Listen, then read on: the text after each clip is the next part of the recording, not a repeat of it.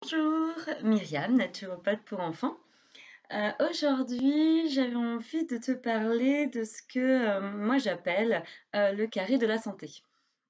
Donc, le carré de la santé, en fait, c'est quatre points importants ou quatre points importants qui sont entre guillemets à respecter autant qu'on peut pour être en bonne santé, donc pour avoir un enfant en bonne santé. Alors, je te le dis tout de suite, parce que je t'entends déjà dans ta tête. Non, mais elle est mignonne, mais c'est clairement pas facile. Donc non, je suis d'accord, ce n'est clairement pas facile de pouvoir appliquer ces 4 points vraiment parfaitement. Mais le tout, c'est déjà d'en prendre conscience. Et c'est tout l'intérêt de cette vidéo, c'est de te permettre en fait de prendre conscience de ces 4 points fondamentaux pour vraiment être le mieux dans la vitalité, quoi. Donc le premier point, bah, bien entendu, ça va être l'alimentation. Il faut comprendre qu'il faut qu'elle soit le plus naturelle possible, le plus équilibrée, la moins transformée possible et aussi individualisée en fonction bah, de chacun. Donc il est particulièrement bon d'éviter tout ce qui va être les carences alimentaires, mais aussi la maldigestion. C'est-à-dire faire attention que l'alimentation soit bien digeste pour ton enfant. Deuxième point qui permet d'avoir vraiment un enfant plein de vitalité, c'est l'activité physique. Donc c'est valable pour toi, hein. Donc il faut comprendre que nos corps sont faits pour être en action, hein, en fait. Nos articulations ont besoin d'être lustrées, notre corps a besoin d'augmenter sa température grâce à l'activité physique. Voilà, c'est important. Euh, donc moi, je préconise plus l'activité physique dans la nature. Donc après, c'est vrai que je parle d'activité physique, mais euh, faire du sport, oui, parce que bah, au jour d'aujourd'hui, on n'est plus à labourer les champs et tout ça. Mais en fait, pour ton enfant, c'est pas spécialement aller l'envoyer faire du basket ou du judo. Ça peut être simplement la balade quotidienne. Alors, si c'est possible, hein, je te rappelle que c'est vraiment en fonction du contexte de chacun que l'on peut l'élaborer au mieux, mais l'activité quotidienne qui fait qu'il est dehors en train de courir, de grimper, de sauter, de faire ce qu'il a envie, quoi. Donc, euh, pas non plus aller dans l'excès d'avoir 3 activités sportives par semaine pour ton enfant. Ce serait pas sain non plus. Euh, Petit point sur la télévision et la console. En soi, moi, je les interdis pas, hein. Mes enfants, bah, ils en ont, hein. Je vis dans la même société que toi, donc du coup, mes enfants aussi regardent la télévision et mon pré-ado de 11 ans joue aussi à la console. La seule chose, c'est que on essaye autant qu'on peut d'avoir une consommation intelligente du temps d'écran. Voilà. Le troisième point qui est important, c'est aussi le sommeil.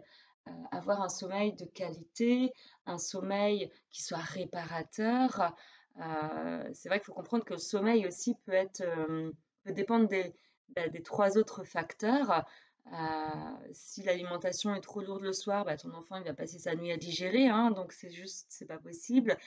S'il n'a pas fait assez d'exercice physique dans la journée, son corps n'est pas suffisamment fatigué, donc il aura peut-être du mal à s'endormir.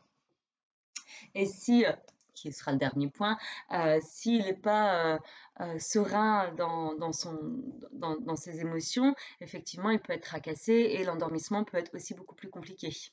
Donc voilà, donc des fois, ne pas hésiter à se faire soutenir par bah, des fleurs de bac ou par des plantes, par exemple, afin de favoriser le sommeil de ton enfant. Je tiens quand même à préciser que un soutien, c'est ponctuel. Si on est sur des troubles du sommeil qui sont chroniques, là, il faut quand même se poser la question de qu'est-ce qu'il se passe, trouver la cause. Et donc, le dernier point hein, je t'ai déjà dévoilé, c'est donc la sérénité d'esprit. Ton enfant doit vivre dans une ambiance de paix. Alors oui, hein, je mets des guillemets parce que, bah oui, ce n'est pas toujours simple en fait de vivre dans une ambiance de paix. Mais un point sur lequel tu peux en tout cas travailler, c'est quand tu es en désaccord avec ton conjoint, mais déjà, c'est de se dire que ça se fait pas devant les enfants. Ils n'ont pas besoin d'entendre leurs parents se chamailler. C'est anxiogène pour un enfant. Tout de suite, moi, je sais que ça a pu m'arriver en fait d'avoir un désaccord avec mon mari. En général, on s'engueule pas, mais on a des désaccords assez forts. Tout de suite, mes enfants, ils angoissent, ils imaginent que l'on va divorcer. Donc c'est vrai que maintenant, moi, je fais très attention à ce point-là, d'essayer au plus possible de pouvoir discuter quand eux sont couchés. Donc toujours faire du mieux que l'on peut euh, pour vraiment essayer que l'enfant puisse être dans une ambiance le plus possible sereine. Voilà. Donc voilà les 4 points pour, vraiment avoir un enfant plein de vitalité.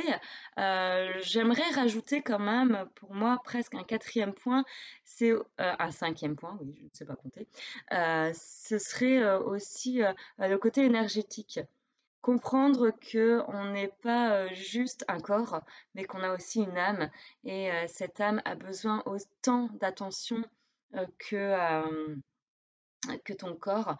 Donc c'est vrai que ce point énergétique peut se travailler par des techniques ou par des outils au quotidien, ne serait-ce que s'ancrer dans son corps. Moi, je dis souvent à mes enfants d'aller faire l'arbre dans le jardin, en imaginant d'avoir des racines par les pieds.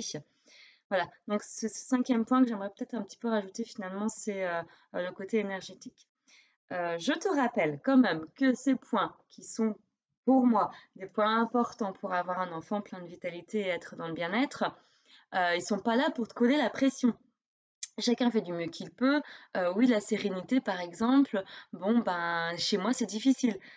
Déjà, ne serait-ce que moi, personnellement, qui ai un mental qui tourne à 15 000, hein, Bob, merci, ben, j'ai du mal à être sereine. Maintenant, comme je te disais en début de vidéo, le tout, c'est d'en prendre conscience et de pouvoir travailler au mieux à atteindre le plus proche les objectifs.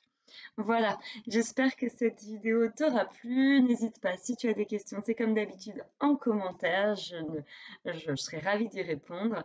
En attendant, je te souhaite une très belle fin de journée.